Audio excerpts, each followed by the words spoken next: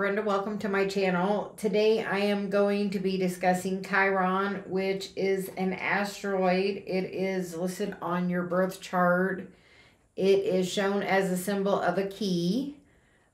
It is considered your wounded healer. Most of the time that is something that is going to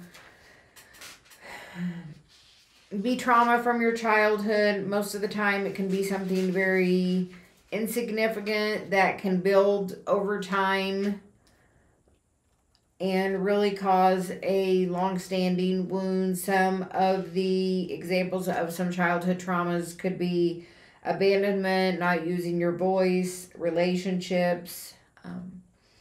In the beginning of my spiritual journey, I did not believe I had any childhood traumas. I wasn't abused, or I didn't feel like I had really had anything. I'd had a couple of car accidents where I'd had a few concussions, and I had lost a lot of my memories. And over the last few years, I've really been trying to work on some of these things in my chart, my North Node, my Chiron, and trying to really figure out where this really fit into my life. So I did start getting some memories back. Some of those memories that I got back were things that you would think would be really insignificant, but really, really affected me. One of those things is, as a child of maybe 4 or 5, I was at the dinner table and my mother made me move because I was breathing too loud.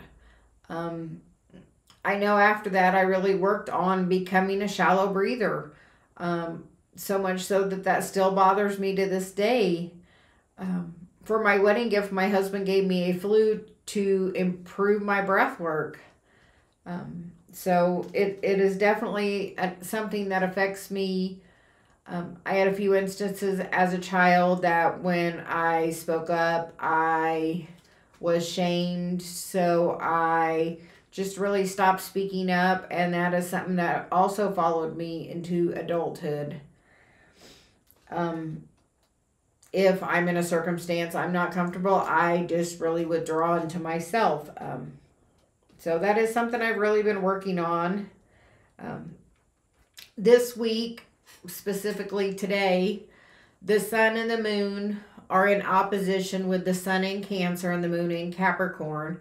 It is a full moon. It is a super moon, which means it is actually the closest the moon's going to be to the earth for the rest of the year. It is a hunter's moon. I feel like this is shining the light on, because this opposition makes a T-square with Chiron and really is highlighting it. The moon does not like to be in Capricorn per se. It's not its most comfortable position, so it's not at its strongest. But I see this as a time that we can really look at things from a different perspective. Maybe not from such a deep emotional place, but just from a really different perspective. When I was born, Chiron was in Aries, and it is back in Aries. It is almost exactly where it was when I was born. So this has been a time that I have really worked on my Chiron quite a bit the last few days, specifically my communication with myself, with others, how my communication with my parents have affected me, just seeing things from a different perspective. Who knew with all that, recently my husband made a comment to me about my breathing. Had I taken an allergy pill? And I was like, well, there we go, triggering that Chiron again. I'm at least aware that it's happening. And then a little bit later, I came back with the, clarity of, I probably had allergies as a child and didn't even know it. My parents didn't know it. It wasn't a thing that much when I was a child. So my guess is I had allergies as a child. So being able to see them from a different perspective can really help. So maybe take a little bit of time to look and see how your father has affected you with your childhood trauma. How also has your mother affected you, because the sun is in Cancer, which is Cancer is the mother energy, you know, that loving, nurturing energy. So when you come at those questions, try to come from a nurturing, loving place of this. Know that your parents were doing the best that they could. You know, they were doing the best that they could with what they knew. And as us, we all grow and learn. We try to do better as parents and as people. So I hope that message can get to a lot of people as well, that, you know, through our lives we have emotional growth. And I hope this is a good prompt for some emotional growth for other people, because it's definitely affecting me. I know part of my life purpose is to be the messenger. So I'm going to continue doing these messages and speaking my truth. My journey has definitely pushed me in this direction. Something I have learned on this journey, that the universe knocks, and if you don't listen, it kind of knocks a little louder. And these lessons come up till we really resolve the feelings and release the energy and do a lot of healing with these energies. I